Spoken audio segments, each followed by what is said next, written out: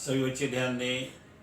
आज हम प्रत्यावर्ती धारा में वोल्टा V और करंट I के बीच कलांतर के बारे में पढ़ेंगे। यहाँ ध्यान दीजिए, सभी बच्चे हमेशा ये सोचते हैं कि जब किसी सर्किट में धारा चलाई जाती है तो साथ में वोल्टा भी चलती है, परंतु केवल दिष्ट धारा में ऐसा होता है।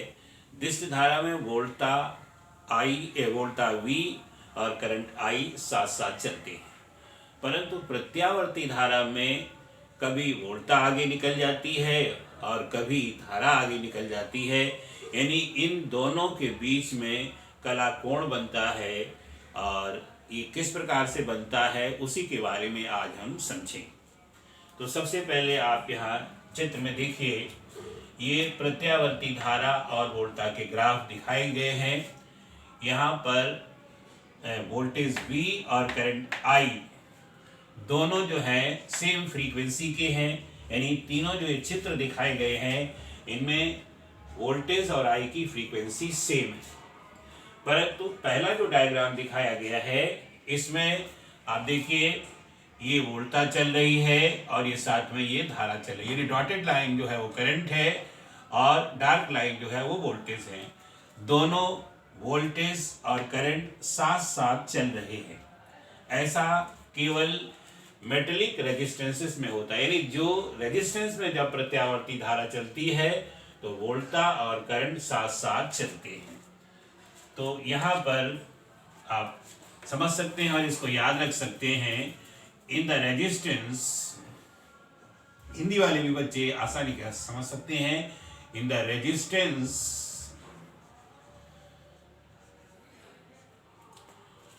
Voltage V and current I remains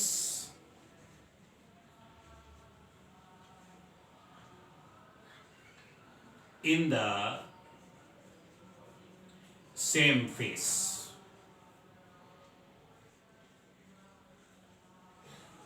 सभी बच्चे समझ गए होंगे। रेजिस्टेंस यानी प्रतिरोध में, जैसे प्रत्यावर्ती धारा जब किसी प्रतिरोध में चलती है, ये प्रतिरोध है, इस प्रतिरोध में वोल्टेज और करंट दोनों सेम फेस में होंगे, यानी वोल्टेज भी जैसे मैक्सिमम है तो करंट भी मैक्सिमम होगी। तो ध्यान रखिएगा, प्रतिरोध में धारा और वोल्टा समान कला में चलते हैं। ये पहला फिगर है। दूसरा फिगर देखिए,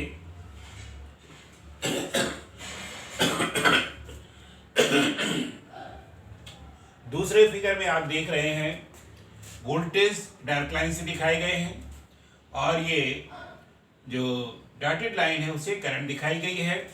करंट पहले शुरू हुई है और वोल्टेज बाद में, या इसको यहां भी कह सकते हैं कि वोल्टेज पीछे है, करंट आगे है। तो यहाँ पर आप समझ सकते हैं, और ये जो होता है वो कैपेसिटर्स में होता है। यहाँ इसको समझिए, इन the capacitors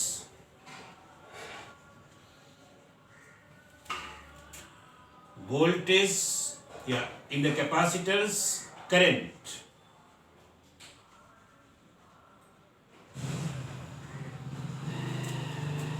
leads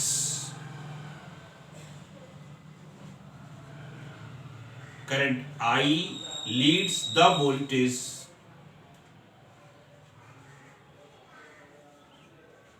V by a phase angle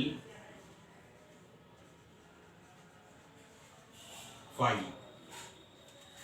in capacitors current I leads, यानी करंट I जो है वो आगे निकल जाती है वोल्टेज से, और किस फेस एंगल से, फाई।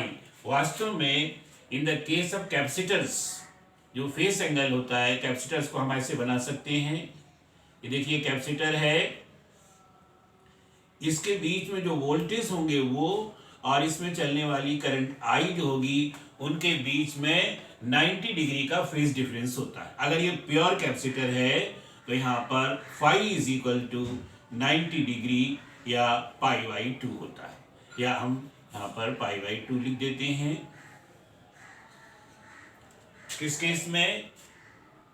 कैपेसिटर्स के केस में V और I के बीच में फेस एंगल π/2 का होता है, यानी करंट π/2 एंगल आगे रहती है। ये मैंने यहाँ लिख दिया, in the capacitors current I leads the voltage V by a phase angle φ। ये दूसरे डायग्राम में दिखाया गया है। देखिए पहले से शुरू हुई है और ये बाद में आया है। अब तीसरा फिगर देखिए। तीसरे फिगर में करंट बाद में है और वोल्टेज पहले, यानी यहाँ पर क्या है, वोल्टेज लीड कर रहे हैं लेकिन हम करंट को पहले दिखा रहे हैं, तो यहाँ पर क्या लिखेंगे, current lags behind the voltage. यहाँ पर बेटा ध्यान दीजिए। और ये इस तरह की जो घटना होती है वो इंडक्टर में होती है, प्रेरकत्व में होती है। तो यहाँ हम लिखेंगे इन द इंडक्टर्स, यानी इंडक्टर के अंदर current I lags behind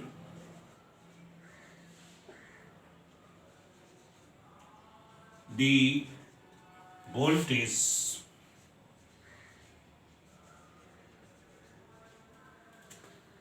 V by a phase angle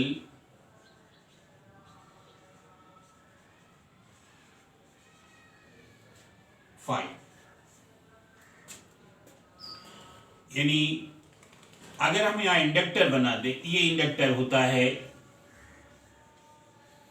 इस इंडक्टर में इसके सिरों के जो वोल्टेज होते हैं ये, और इसमें चलने वाली करंट आई, इसके बीच में भी फेस एंगल जो होता है वो फाई इज इक्वल टू π/2 होता है।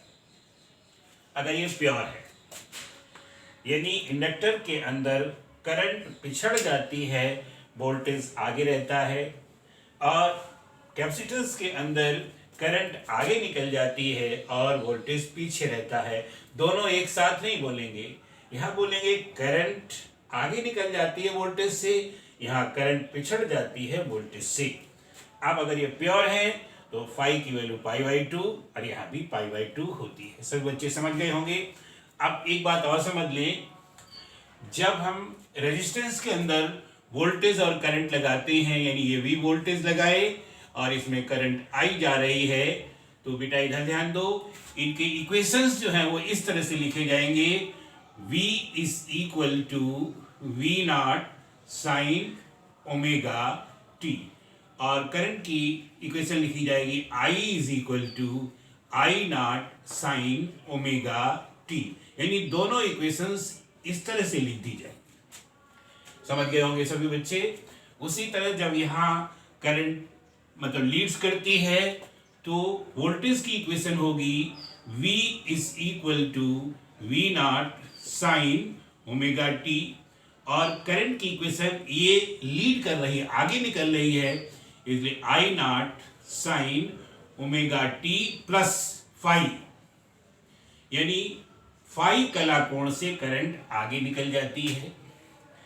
अब उसी तरह से जब हम इंडक्टर में पहुंचते हैं तो इनकी इक्वेशन इस प्रकार से लिखी जाएगी, V is equal to V0 sine omega t, और करंट हो जाएगी I इज इक्वल टू, ये हो जाएगी I0 sine omega t minus phi, यानी यहाँ पिछड़ जाएगी तो माइनस कला कोण हो जाएगा, यहाँ आगे निकल जाएगी तो प्लस कला कोण हो जाएगा।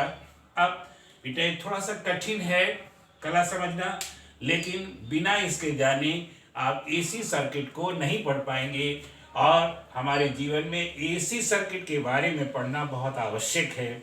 इसलिए सभी बच्चों को ये समझना चाहिए। बहुत अच्छी तरह से थोड़ा सा हम और समझा देते हैं कि जैसे जैसे यहाँ कैपेसिटर्स की बात चल रही थी, कैपेसिटर्स में करंट कैसे आगे निकल जाती है, ऐसे निकलती जब कैपेसिटर्स में हम एसी स्रोत से जोड़ते हैं, तो जैसे जोड़ते हैं तो उसमें धारा चलने लगती है। इसके बाद वोल्टा उसमें उत्पन्न होती है।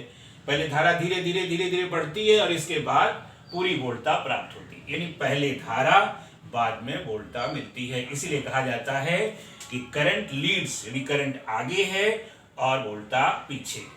शायद सभी बच्चे समझ गए होंगे, और इसके बारे में जब हम सर्किट्स पढ़ाएंगे तो और डिटेल में समझाएंगे। अभी केवल इतना समझ लें कि एसी में वोल्टेज और करंट साथ साथ चल सकते हैं, एक दूसरे के आगे पीछे हो सकते हैं।